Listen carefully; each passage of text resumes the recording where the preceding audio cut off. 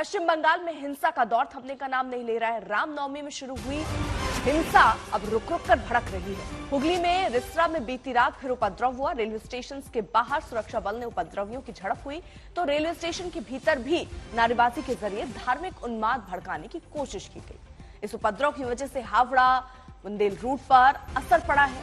कई ट्रेनें जहां तक खड़ी हैं, सैकड़ों मुसाफिर परेशान हैं। स्टेशन के अंदर और बाहर बीजेपी कार्यकर्ताओं ने जमकर नारेबाजी की है।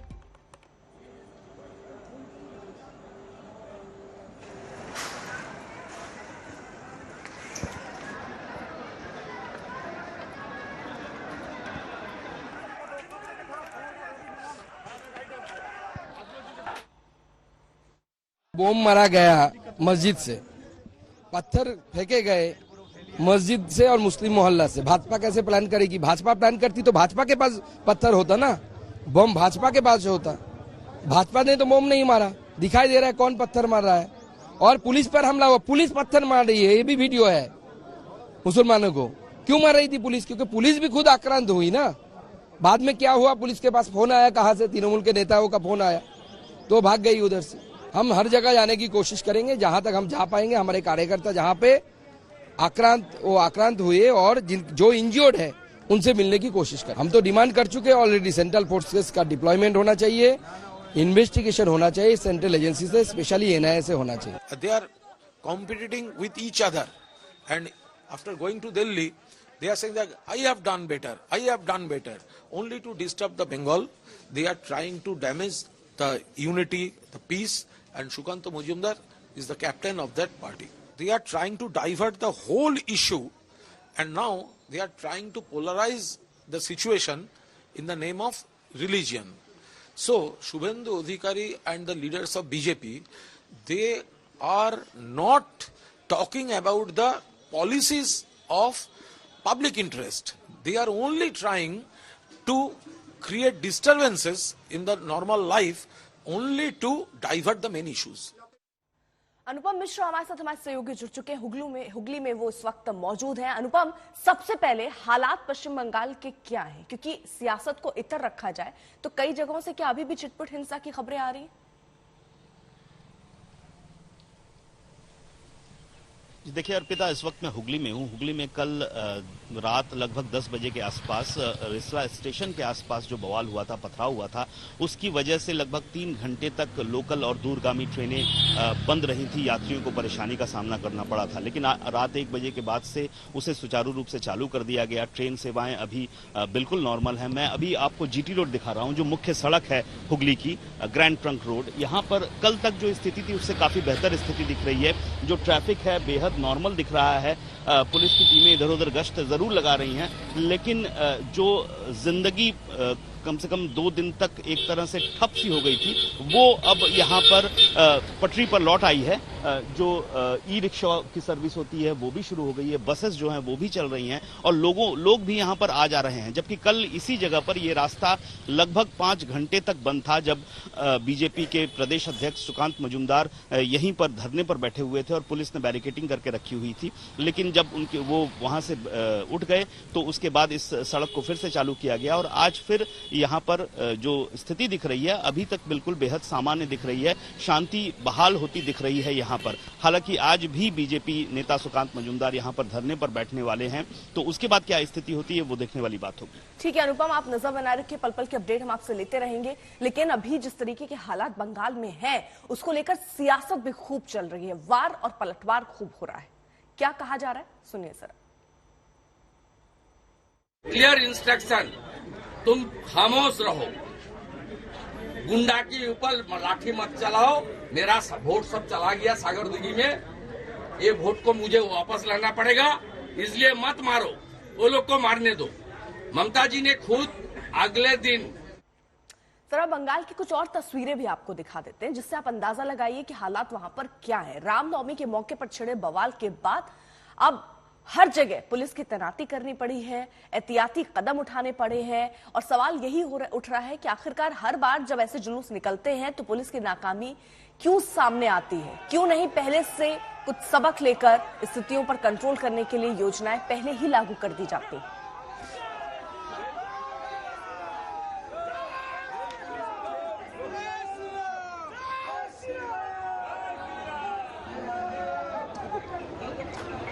इस वक्त हुगली के रिश्रा में है, जहां पर रिश्रा का 4 नंबर रेलवे गेट, ये बहुत बिजी एक रेलवे रूट है जो रिश्रा, उत्तरपाड़ा, इन जगहों को चंदन नगर की तरफ ले जाता है। कल करीबन 3 घंटे के लिए रेल रोका गया था ताकि जब यहाँ पर जब झमेला हो रहा था, जब बवाल मचा था, तब ताकि किसी को नुकसान ना हो, रेलवे के प्रॉपर्टी पे नुकसान ना हो, पैसेंजर्स को कुछ ना हो, इसीलिए 3 घंटे के लिए ट्रेन को पहले ही रोक दिया गया था। यहाँ पर स्थिति अभी जो रेमनेंट्स है कल रात के कांड के, वो अभी तक दिख रहे हैं। यहाँ पे पत्थर हैं, कुछ चीज़ों को तोड़ा फोड़ा गया, कुछ चीज़ों को शायद जला भी गया है। एक पंखे का बाई पार्ट है जिसको शायद तोड़ा गया फिर जलाया गया, समझ में नहीं आ रहा यहाँ पे। लेकिन यहाँ पे स्थिति फिलहाल अंडर कंट्रोल है। लेकिन यहाँ पे कल रात को जो हुआ था, यहाँ पे कांच के बहुत सारे पार्ट्स है जो देखने में आ रहे हैं कि शायद किसी ने यहाँ पे कुछ फोड़ा होगा, बोतल या क्या, शायद इन्वेस्टिगेशन ही बता पाएगा क्या हुआ था यहाँ पर, किसने ये झमेला किया। अभी तक इस पे कोई बातचीत या फिर कोई स्टेटमेंट पुलिस के तरफ से या एडमिनिस्ट्रेशन की तरफ से आया है नहीं। फिलहाल रेल लाइन जो है वो नॉर्मल सी यहाँ पे चल रही है, रेलवे फिर से मूव कर रही है। ये ट्रेन कोलकाता की तरफ जाता है और यहाँ पर रेलवे पुलिस के तरफ से यहाँ पे फोर्स है मेरे दाएं और बाएं यहाँ पे एकदम गियर में, ताकि अगर कोई सिचुएशन खराब हो तो उसको काबू किया जाए। स्थिति फिलहाल यहाँ पे शांतपूर्वक है, यहाँ पे शांति है। लेकिन कल रात की जो घटना घटी इसी 4 नंबर गेट के पास, गेट के सामने रादर, इनके पीछे किसका हाथ था ये अभी तक किसी को नहीं पता। इन्वेस्टिगेशन ही शायद बता पाएगा कि आखिर कल रात यहाँ पे हुआ था क्या। स्थिति यहाँ की ठीक ठाक है फिलहाल। कैमरा पर्सन प्रसून के साथ सूर्याग्नि रॉय, आज तक, हुगली। तो पश्चिम बंगाल में हिंसा पर सियासत गर्म है। बीजेपी ममता पर हमलावर है, लेकिन कल पश्चिम बंगाल की सीएम ने बीजेपी पर तीखी प्रतिक्रिया दी और ये कहा कि दंगा जो भड़का रहा है वो कोई और नहीं, बीजेपी है। मिदनापुर के एक कार्यक्रम में ममता ने आरोप लगाया कि सेंट्रल फोर्स यहां एक 5 स्टार होटल में ठहरी थी। दंगा भड़काने के बाद बीजेपी नेताओं के साथ मीटिंग की और फिर वापस लौट गई। 160টা সেন্ট্রাল টিম পাঠিয়েছে, বাংলায় এসছে, 5 স্টার হোটেলে থেকেছে, ভালো মন্দ খেয়েছে, দাঙ্গা বাঁধিয়েছে, বিজেপির ঘরে গিয়ে মিটিং করেছে, বাড়ি ফিরে গেছে। আসলেই জিজ্ঞেস করবেন 100 দিনের টাকা কোথায়, আগে দাও, তারপরে বাংলায় আসবে দাঙ্গা লাগাতে। বিজেপির আমলে দেখছি দাঙ্গাবাজি। রোজার মাস চলছে, রমজান মাস চলছে, অন্নপূর্ণা পূজা চলছে। কেন বাবু রামনবমীর মিছিল 5 দিন হবে কেন? রামনবমী যেদিন হয় সেদিন তোমরা মিছিল করো, আমাদের কারো আপত্তি নেই, কিন্তু বন্দুক নিয়ে মিছিল করবে না, বোমা নিয়ে মিছিল করবে না।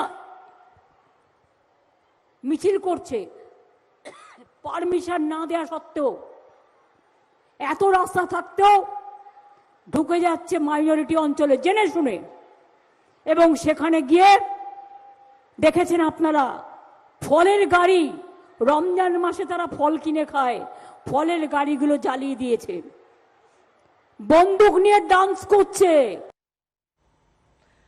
अब चलिए बंगाल से आपको बिहार लिए चलते हैं। बात बिहार की करते हैं। बिहार शरीफ से लेकर सासाराम तक शांति तो दिख रही है, लेकिन गलियों चौराहों पर जवानों की तैनाती कर दी गई है। सब कुछ ठीक होने में वक्त लगेगा।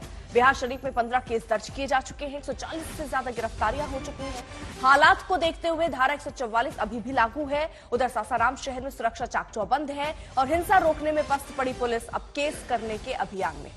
3 केस के साथ 50 लोग गिरफ्तार किए गए और इन सब के बीच नीतीश सरकार और बीजेपी का जुबानी आक्रमण शोलों को और भड़का रहा है। बिहार शरीफ में पिछले 5 दिनों से धारा 144 लगी हुई है। शुक्रवार को जो सांप्रदायिक हिंसा भड़की थी उसके बाद से ही शहर में धारा 144 लगा दी गई थी, लेकिन पिछले 2 दिनों में हिंसा की कोई बड़ी खबर ऐसी नहीं आई है, जिसके बाद अब हालात धीरे धीरे सामान्य होना शुरू हुए हैं और आज से जो दुकानें हैं शहर में वो भी खुलना शुरू हो गई हैं। आपको हम तस्वीरें दिखा रहे हैं इस वक्त बिहार शरीफ शहर की, जहां पर आप देख सकते हैं सुबह से ही कई दुकानें खुली हैं। प्रशासन ने अब दुकानें को खोलने का जो है वो निर्देश दिया है। हालांकि एहतियातन ये तमाम दुकानें आज दोपहर 2 बजे तक ही खुली रहेंगी, उसके बाद दुकानों को बंद कर दिया जाएगा। और प्रशासन का मानना है कि जैसे जैसे हालात और सामान्य होंगे तो फिर पूरी दिन के लिए भी दुकानों को खोलने की इजाजत दी जाएगी। लेकिन फिलहाल आज सुबह से दुकानें खुली हैं। आप देख सकते हैं रोड पर भी काफी सामान्य जो तरीके से लोग अपने काम और दिनचर्या में लगे हुए हैं, वाहनों का आना जाना भी जो है अब सड़कों पर दिख रहा है। पिछले 5 दिन से दुकान बंद था तो काफी आप लोग को परेशानी हुई? बिल्कुल, बहुत सारा परेशानी हुए। बच्चों को स्कूल जाने में परेशानी हुई, स्टाफ लोग को दिक्कत हुआ, हम लोग को दिक्कत हुआ, सारा दिन घर में पड़े रहे। ग्राउंड रिपोर्ट हमने आपको दिखाई, लेकिन हर जगह, चाहे वो बंगाल हो चाहे वो बिहार हो, हर हिंसा के बाद सियासी बोल बहुत तेज हो जाते हैं। यहाँ बिहार में किस तरह की प्रतिक्रियाएं आ रही हैं वो भी आपको सुनवाते हैं। क्या बंगाल हो या बिहार हो, रामनवमी की यात्रा, शोभा यात्रा क्यों नहीं निकल सकती? क्यों नहीं निकल सकती? यही सवाल है। बिहार शरीफ में तो पहले भी गड़बड़ी हुई थी, 2 साल नहीं हुई। क्यों नहीं हुई? क्योंकि पुलिस की सख्ती थी। और बंगाल में तो पूरी ममता जी की पॉलिटिक्स ही यही है। यह है बड़ा सवाल। रामनवमी को आप रोकेंगे तो विरोध होगा। छोड़ा तो किसी को नहीं जाएगा, बड़े से बड़ा रसूखदार। और हाँ, गृह मंत्री जी उल्टा लटकाने को बोल के आए। लटकाइए ना, उत्तर प्रदेश में कितने लोगों को उल्टा लटकाया। दंगे की आंच में वोट की फसल आपके लोग पकाने की कोशिश करते हैं, काटने की कोशिश करते हैं। बिहार में वो चलेगा नहीं। सांप्रदायिक सद्भाव की धरती, भाईचारा कायम रहेगा किसी भी कीमत पर। ये आप नोट करके रख लीजिए, आपका प्रयोग या संयोग कतई सफल नहीं होगा। धार्मिक उन्माद फैलाना और दूसरा काम क्या कर रहे हैं? देश में धार्मिक उन्माद फैलाने का काम कर रहे हैं। ये तो उन्हीं का प्लांटेड, सही बोल रहे हैं, वो प्लांट किए थे, तैयारी किए थे। व्यवस्था जो देख रहे हैं ना, उसको देखें कि वहाँ जंगल राज है कि मंगल राज है। यहाँ आके परमानेंट 2024 के चुनाव तक राजभवन में अपना डेरा बना दे। परिणाम शून्य ही निकलेगा। 2015 में भी कैंप किए थे वो, इसलिए उनका छोड़िए ना। उनका जो आरोप है वो काफी हास्यास्पद है। इसका सीधा अर्थ है कि सरकार अपने दायित्वों से भाग रही है। उसे यह भी नहीं पता है कि इस तरह के दंगों में किस शरारती तत्वों की भूमिका है, सरकार को क्या कदम उठाना चाहिए। सिर्फ भारतीय जनता पार्टी पर दोषारोपण कर देना ये बहुत साफ तौर पर है कि माननीय मुख्यमंत्री जी या उनकी जो पूरी सरकार है वो बिल्कुल असंवेदनशील है। सरकार को सख्ती दिखानी चाहिए था। इस वक्त 2 सहयोगी हमारे साथ जुड़ चुके हैं। रोहित सिंह हमारे साथ, हमारे सहयोगी इस वक्त मौजूद हैं ताजा अपडेट के साथ, और आदित्य वैभव भी हमारे साथ, हमारे सहयोगी मौजूद हैं।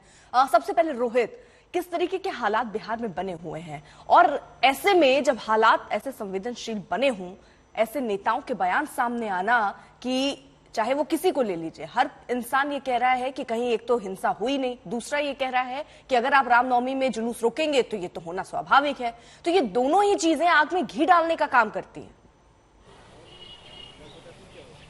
बिल्कुल, देखिए आग में घी डालने का काम जरूर हो रहा है, क्योंकि जो आम लोग हैं वो परेशान है। 5 दिनों से दुकानें बंद है, स्कूल बंद है, कॉलेजेस बंद है, लोगों को परेशानी हो रही है। लेकिन नेता जो है वो अपनी बयानबाजी से बाज नहीं आ रहे हैं, और ऐसा लगता है कि और हालात को और खराब करने की कोशिश कर रहे हैं अपने बयानों से। वैसे बिहार शरीफ के हम ताजा हालात आपको सिर्फ दिखाते हैं अर्पिता। सुबह से ही दुकानें यहाँ पर आज खुली हुई हैं, सामान्य जनजीवन चल रहा है। हालांकि एहतियातन आज 2 बजे तक ही दुकानों को खोलने की इजाजत दी गई है, और हालात अगर जल्द बेहतर होते हैं तो फिर सामान्य तरीके से सभी दुकानें खुलेंगी। लेकिन अभी भी धारा 144 शहर में लागू है। इंटरनेट सेवाएं पूरे जिले में बंद है, स्कूल कॉलेजेस पूरी तरीके से बंद है। तो जो छात्र हैं वो परेशान है, जिन्हें पढ़ाई लिखाई करनी है तो वो तो परेशान हो रहे हैं। लेकिन नेता जो है वो लगातार बयानबाजी कर रहे हैं। पक्ष और विपक्ष एक दूसरे पर आरोप लगा रहा है कि इनके वजह से ही ये पूरी घटना घट रही है। तो कहीं ना कहीं राजनीति तो फुल चरम सीमा पर देखी जा सकती है, लेकिन बिहार शरीफ में हालात अब सामान्य होते चले हैं। अर्पिता, ठीक है। आदित्य, आप जहां पर हैं वहां पर हालात क्या है? जी बिल्कुल अर्पिता, जहां तक सासाराम की बात की जाए तो यहाँ घटनाओं का सिलसिला थमने का नाम नहीं ले रहा। बड़ी बात यह है कि यहाँ स्थिति अभी भी शांतिपूर्ण है, लेकिन तनाव अभी भी बाकी है। मैं बताता चलूं कि आज के ताजा घटना में इमाम हुसैन का करबला है, उसी टाउन थाना नगर थाना क्षेत्र में जहां एक आग लगी थी सुबह में। हमें बताया गया है कि उस जगह पर आज सुबह 4:15 बजे के करीब आग लगी थी। जब हमने बात करने की कोशिश की जिला प्रशासन से, यहाँ के जिलाधिकारी धर्मेंद्र कुमार ने साफ तौर पर कहा कि ये शॉर्ट सर्किट से लगी आग थी और पेट्रोलिंग मजिस्ट्रेट ने इसे देख लिया और उसके बाद फायर फाइटिंग की गई, जिसके बाद स्थिति कंट्रोल में है। हालांकि जिलाधिकारी का ये भी कहना है कि अंदर श्राइन को डैमेज नहीं हुआ, लेकिन बड़ी बात यह है कि जो विजुअल्स हमने रिकॉर्ड किए उसके हिसाब से श्राइन में काफी आग लगी थी फॉर श्योर। और बड़ी बात यह भी है कि स्थानीय लोगों का कहना था कि जिस वक्त यहाँ आग लगी उस समय वहाँ एक प्राइवेट गार्ड वॉचमैन तक नहीं था। बड़ी बात यह है कि ये वही थाना क्षेत्र है जहाँ इस तरह की घटनाएं बार बार हो रही हैं। 2 धमाके हो चुके हैं, उसके पहले हिंसा हो चुकी है। तो बड़ी बात यह है कि इन घटनाओं का सिलसिला थमना बहुत जरूरी है। और बताता चलूं कि आज, ठीक है, आप नजर बनाए रखिए आदित्य। जो हालात आप बता रहे हैं उस हिसाब से अगर देखा जाए तो वहां और ज्यादा संवेदनशील रहने की जरूरत है, पुलिस को, प्रशासन को और वहां पे मौजूद नेताओं को भी। ये बहुत जरूरी है। बहरहाल आप दोनों का बहुत बहुत शुक्रिया। लेकिन नीतीश के इफ्तार के बाद, इफ्तार पार्टी के बाद किस तरीके की सियासत तेज हो रही है, अब बात उसकी कर लेते हैं।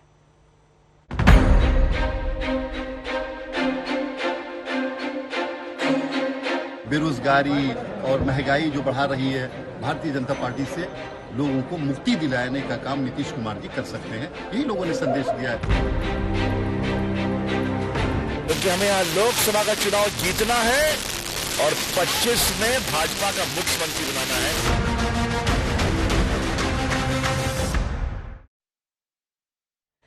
बिहार हिंसा की आग से धधकता रहा, धर्म के नाम पर सासाराम और बिहार शरीफ जलता रहा और इधर पटना में सीएम नीतीश कुमार इफ्तार पार्टी में शामिल हुए। इफ्तार के मंच के पीछे लाल किले की तस्वीरों ने सियासी सवाल खड़े कर दिए, तो जेडीयू ने इसका जवाब बिना लाग लपेट दे दिया। लाल किले का मतलब क्या? 2024 का चुनाव या दिल्ली का दांव है? जेडीयू ने कहा लाल किले की तस्वीर ये बताने के लिए है कि नीतीश विपक्षी मोर्चेबंदी में मिशन में जुटे हुए हैं ताकि बीजेपी से मुक्ति मिले। अब नीतीश 2024 में लगे हैं तो बीजेपी तुष्टीकरण करार देकर बिहार में मिशन 2025 की बुनियाद रख रही है।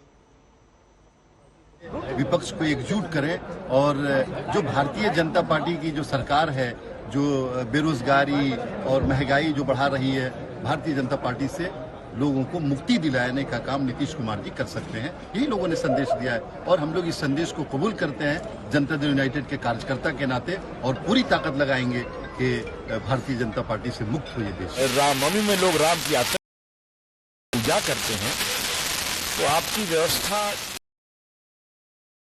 इसका जवाब आपको देना पड़ेगा। नीतीश कुमार जी संतुष्टिकरण नहीं कर रहे हैं, अब आप बिहार में तुष्टीकरण कर रहे हैं, यही समस्या है। लेकिन आपको भाजपा के नेता आते रहेंगे, अमित शाह आते रहेंगे, क्योंकि हमें यहाँ लोकसभा का चुनाव जीतना है और 25 में भाजपा का मुख्यमंत्री बनाना है। लाल किले की तस्वीर के सामने नीतीश की इफ्तार पार्टी को लेकर बीजेपी ने उन पर निशाना साधा। बिहार बीजेपी अध्यक्ष सम्राट चौधरी ने कहा कि बिहार शरीफ और सासाराम जल रहे हैं, लेकिन मुख्यमंत्री को वहां जाने की फुर्सत ही नहीं है।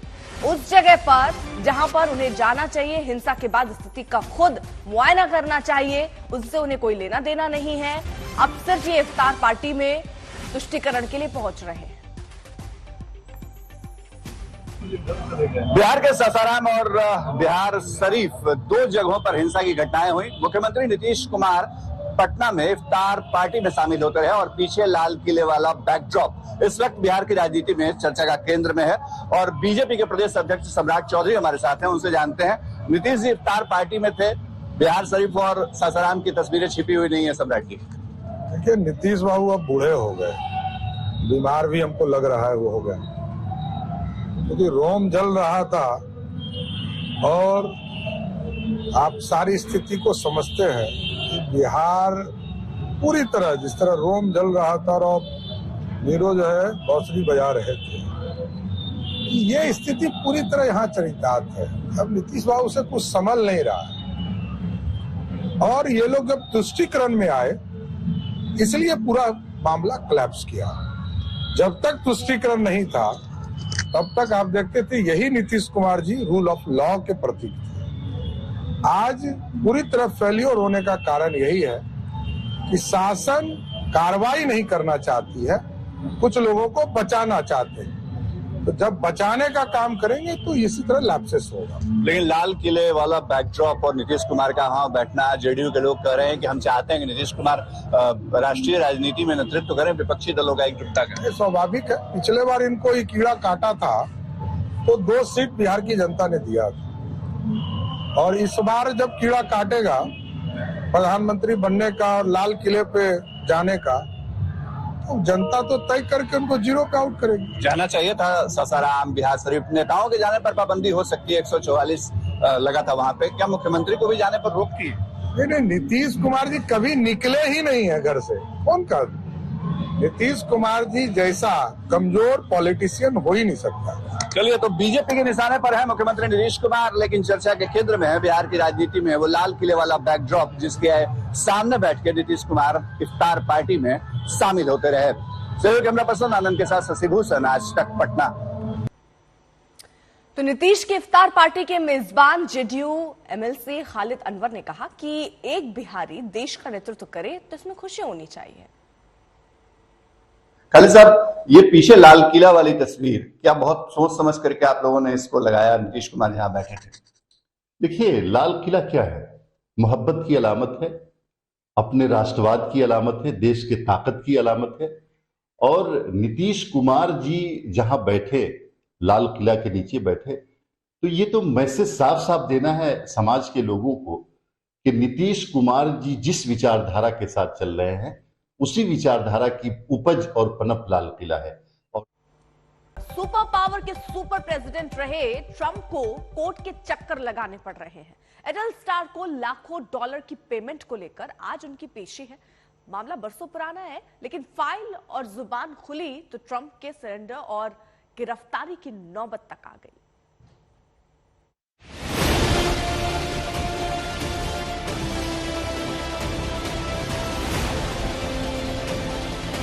क्या दुनिया को तीसरे विश्व युद्ध से अब डोनाल्ड ट्रंप भी बचा सकते हैं? I'm the only candidate who can make this promise.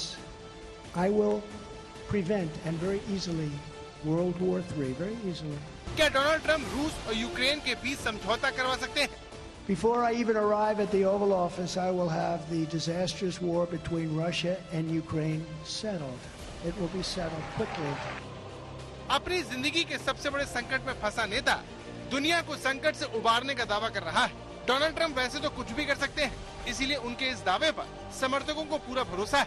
वो मान रहे हैं कि डोनाल्ड ट्रंप अगर दोबारा राष्ट्रपति बनते हैं तो रूस यूक्रेन युद्ध थम जाएगा और ताइवान को लेकर चीन से टकराव भी रुक जाएगा। And you're going to have World War III, by the way. You're going to have World War III. If something doesn't happen fast, you're going to have World War III. लेकिन Donald Trump के इन इरादों पर एक porn star ने ग्रहण लगा दिया है। नाम है स्टॉर्मी डैनियल। मंगलवार को इसी मामले में Donald Trump Manhattan criminal court में पेश होने जा रहे हैं, जिसकी सड़क को चारों तरफ से सील कर दिया गया है। ये देखिए, अमेरिका के इतिहास में पहली बार ऐसा होगा जब एक पूर्व राष्ट्रपति आपराधिक मुकदमे में कोर्ट के सामने पेश होगा। सबसे बड़ी बात यह है कि एक आम अपराधी की तरह अमेरिका के पूर्व राष्ट्रपति की अदालत में पहुंचने के बाद फिंगरप्रिंट लिए जा सकते हैं। इसके साथ ही उनके चेहरे की तस्वीर भी ली जा सकती है, जिसे मगशॉट कहते हैं। इस तरह से ये अमेरिका को शर्मसार करने वाला एक पल होगा, क्योंकि आज से पहले उसका एक भी राष्ट्रपति इस तरह से अदालत में पेश नहीं हुआ है। लेकिन ट्रंप के हौसले बुलंद और अपने समर्थकों को मैनहट्टन पहुंचने का वो आह्वान कर रहे हैं। ट्रंप का आरोप है कि उनके विरोधी नहीं चाहते कि वो 2024 में राष्ट्रपति पद की उम्मीदवारी ठोके। We are now officially a third world country. No president in the history of our country has been subjected to such vicious and disgusting attacks. But they only attack me because I fight for you. It's very simple. They can't buy me and they can't control me, and that scares them beyond belief. Donald Trump पर आरोप है कि उनके वकील रहे Michael Cohen ने साल 2016 में राष्ट्रपति चुनाव से ठीक पहले adult film star stormy Daniels को $1,30,000 यानी करीब 1 करोड़ रुपए दिए थे, ताकि स्टॉर्मी ट्रंप के साथ अपने अफेयर की बात किसी से न कहे। लेकिन मामला खुलने के बाद adult film star stormy Daniel से रिश्ता रखना और फिर रिश्ते की सच्चाई को छिपाने के लिए पैसे देना ट्रंप को महंगा साबित हो गया। मंगलवार को साफ हो जाएगा कि डोनाल्ड ट्रंप का क्या होता है, जैसे वो जेल जाते हैं नहीं। अगर वो दोषी पाए गए तो उन्हें 4 साल की सजा हो सकती है। इसके अलावा उन पर जुर्माना भी लगाया जा सकता है। साथ ही ट्रंप पर किसी तरह की यात्रा प्रतिबंध भी लगाए जा सकते हैं।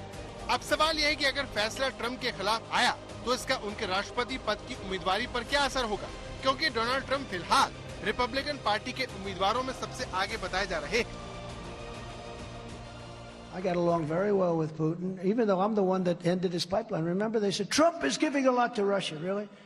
Democrat prosecutors, oh, they're after me for so many things. With Obama, they took Crimea. With Biden, they're trying to take everything. And he won't even know they took it.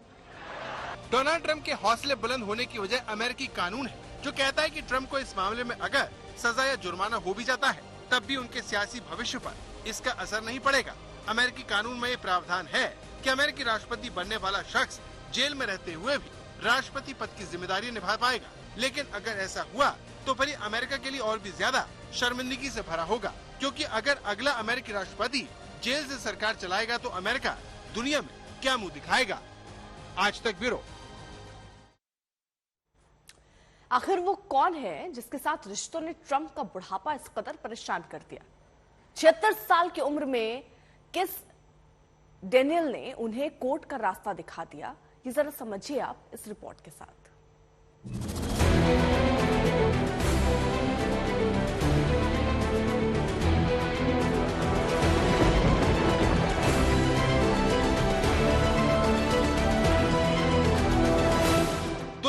में दोबारा राष्ट्रपति बनने का दावा करने जा रहे डोनाल्ड ट्रंप के सपनों को इस चेहरे ने पलीता लगा दिया है। ये स्टॉर्मी डेनियल्स है, अमेरिकी पॉर्न स्टार, जो अमेरिका के पूर्व राष्ट्रपति के साथ अपने रिश्तों को लेकर चर्चा में है, जिन्हें लेकर ट्रंप से लगातार सवाल जवाब होते रहे जब वो राष्ट्रपति थे तब।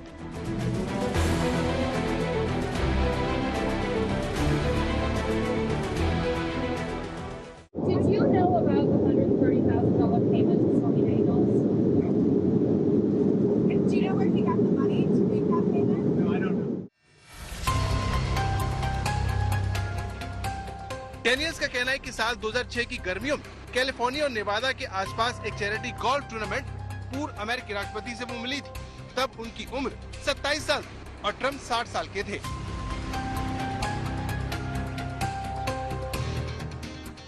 डेनियल्स के अनुसार पहली मुलाकात के दौरान ट्रंप ने उन्हें अपने स्वीट रात के खाने के लिए आमंत्रित किया। जब डेनियल्स वहां पर गईं, तो वो पजामा पहने हुए थे। इस मुलाकात को लेकर डेनियल्स ने सनसनीखेज दावे किए और कहा कि उस दिन ट्रंप ने उनके साथ शारीरिक संबंध बनाए, जबकि वो इसके लिए तैयार नहीं थी। लेकिन डोनाल्ड ट्रंप ने इन आरोपों से इनकार किया। मगर बड़ी बात यह है कि जब ये वाकया हुआ, उससे 1 साल पहले ही ट्रंप ने तीसरी शादी की थी। फिर भी वो स्टॉर्मी डेनियल्स के इश्क में गिरफ्तार हो गए। बाद में ट्रंप ने डेनियल्स पर जबरन वसूली का आरोप लगाया और 2016 के राष्ट्रपति चुनाव से ठीक पहले चुप रहने के लिए ट्रंप की तरफ से 1 करोड़ रुपए दिए गए, जिसे मैनहट्टन जिला कोर्ट ने कानून की अवहेलना के तौर पर लिया।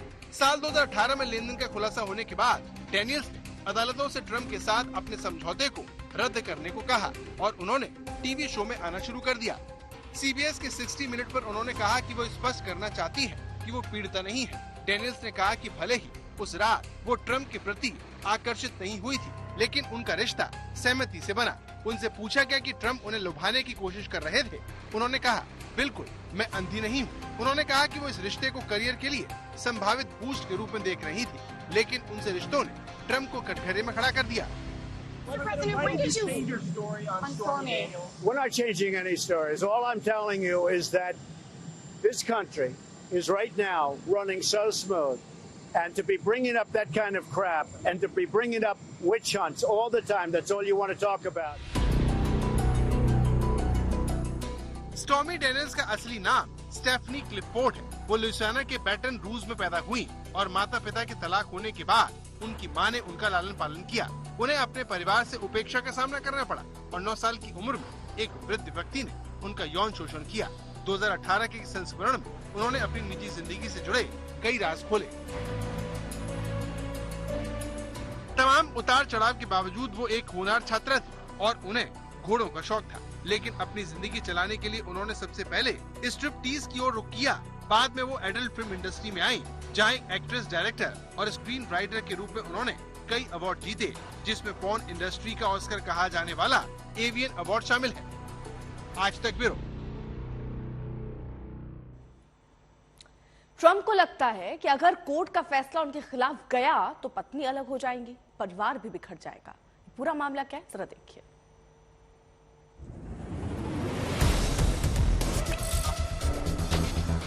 डोनाल्ड ट्रंप का हाथ झटकते हुए मेलानिया ट्रंप का ये वीडियो तो आपको याद ही होगा। ये साल 2017 था। उस वक्त ट्रंप इजराइल के दौरे पर थे और मेलानिया ट्रंप ने इस तरह से खुलेआम अपने पति का हाथ झटककर सारी दुनिया में सुर्खियां बटोरी। पॉर्न स्टार मामले में फंसे डोनाल्ड ट्रंप को लेकर अब सबसे बड़ा सवाल मेलानिया ट्रंप को लेकर है कि क्या वो अपने ट्रंप के साथ रिश्ते इसी तरह से जोर से झटककर आगे निकल जाएंगी। सवाल यह है कि अगर डोनाल्ड ट्रंप गिरफ्तार हुए तो क्या अमेरिका के पूर्व राष्ट्रपति की शादीशुदा जिंदगी तबाह हो जाएगी? क्या डोनाल्ड ट्रंप की तीसरी शादी भी टूट जाएगी और मेलानिया ट्रंप उन्हें टाटा बाय बाय कर देंगी? दावा है कि डोनाल्ड ट्रंप को कोर्ट के फैसले से ज्यादा अपनी शादी टूटने का डर सता रहा है। सवाल यह है कि अगर ट्रंप पर कानूनी शिकंजा कसा तो क्या उनकी तीसरी शादी भी टूट जाएगी?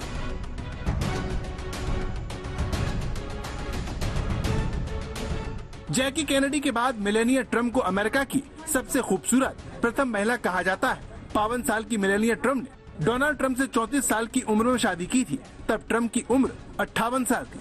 2016 के चुनाव में मेलानिया डोनाल्ड ट्रंप के राष्ट्रपति चुनाव अभियान में ग्लैमर के तड़के को लेकर आई और इस तरह हर किसी का ध्यान बटोरा। बड़ी बात यह है कि जब डोनाल्ड ट्रंप और पॉर्न स्टार स्टॉर्मी डैनियल्स के बीच कथित अफेयर चला तब मेलानिया की एंट्री ट्रंप की जिंदगी में हो चुकी थी और 2 महीने पहले ही मेलानिया ने ट्रंप के बेटे को जन्म दिया था। तो ऐसा नहीं है कि मेलानिया ट्रंप को अपने पति की करतूत की खबर नहीं थी, लेकिन फिर भी वक्त वक्त पर मेलानिया की तरफ से ये संकेत दिए गए कि वो अपने पति से नाखुश हैं। मिसाल के तौर पर ये देखिए, डोनाल्ड ट्रंप की मौजूदगी में मेलानिया के चेहरे के भाव बताते हैं कि वो किसी बात से बहुत खिन्न है। उनके इस भाव को ट्रंप के आलोचकों ने मेलानिया की अपने पति को लेकर खुन्नस बताया। ट्रंप और मेलानिया में रिश्ते सामान्य नहीं है। उससे जुड़ी एक और तस्वीर देखिए जिसमें मेलानिया ट्रंप और उनकी सौतेली बेटी इवांका के बीच तनाव की अफवाह सच होती दिखी। मौका था रिपब्लिकन पार्टी के नेशनल कन्वेंशन का। इस दौरान जैसे ही इवांका मंच पर आई तो मेलानिया उन्हें देखकर पहले मुस्कुराई, फिर आंखें टेढ़ी कर अजीब सी प्रतिक्रिया दी। ये देखिए, इवांका और मेलानिया का आमना सामना ट्रंप की मौजूदगी में हुआ, जिसमें मुलाकात के समय मेलानिया हंस रही थी और मुलाकात के बाद आंखें टेढ़ी करती दिखी। या फिर ये वीडियो देखिए जिसमें चुनाव जीतकर व्हाइट हाउस पहुंचे डोनाल्ड ट्रंप अपनी पत्नी को साथ लिए बगैर आगे बढ़ गए। अब सवाल यह है कि ट्रंप की हरकतों से परेशान रहने वाली मेलानिया इस वक्त क्या सोच रही हैं? तो अमेरिकी मीडिया के अनुसार ट्रंप के इस मामले को लेकर मेलानिया इस केस की वजह से बहुत परेशान है और चुप है। इससे पहले भी ट्रंप पर शारीरिक शोषण के आरोप लग चुके हैं।